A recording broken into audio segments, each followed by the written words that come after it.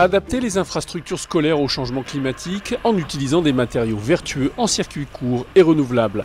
La démarche de la ville de Rosny-sous-Bois est exemplaire.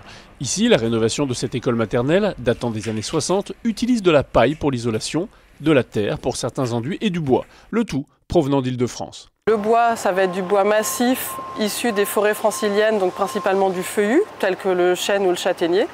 Et la paille, c'est très important pour nous aussi, c'est soit d'avoir recours à de la paille bio, donc on encourage un type d'agriculture qui nous paraît le plus vertueux aussi pour l'environnement, soit, et c'est le cas de ce chantier, on a une paille pérenne, un peu plus particulière, qui permet encore d'avoir un impact environnemental diminué. Les 1500 mètres carrés du bâtiment, répartis sur 2 niveaux, font l'objet d'une attention toute particulière. Pour accompagner ce chantier, Rosny-sous-Bois a choisi APAV. Le groupe, reconnu pour son expertise des matériaux biogéosourcés, est intervenu dès la phase de conception et réalise une mission de contrôle technique de construction. On a été obligé de faire de l'analyse de risque pour pouvoir mettre ça en place.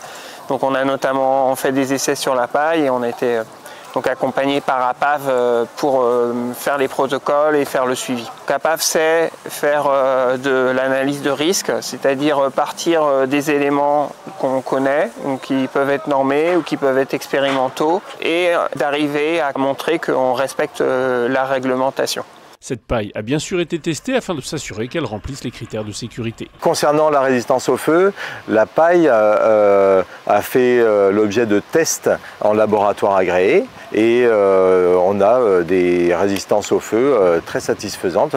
REI 120, ça veut dire que le mur il contient le feu pendant 120 minutes. Donc ça, c'est des choses qui répondent largement aux exigences de la réglementation dans bien des cas.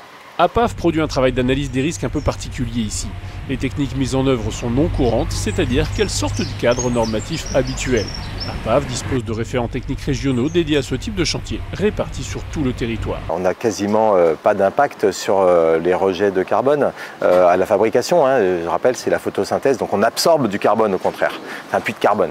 Pour la ville, ce projet permet des économies d'énergie importantes et valorise des circuits courts. Pour avoir un impact environnemental le plus neutre possible, l'idée c'est d'aller chercher des matériaux locaux et aussi des entreprises pour faire travailler l'environnement social aussi. Ce qu'on aime, c'est de pouvoir créer finalement un écosystème qui mêle ce qu'on mange, ce qui nous permet d'habiter et le lien social qui va être créé autour de tout ça. Pour les usagers, la qualité des matériaux offre un bien-être incomparable. Ce qui est important pour nous, dans le choix des matériaux qu'on utilise, c'est de pouvoir créer un environnement sain, de qualité pour les enfants et les enseignants.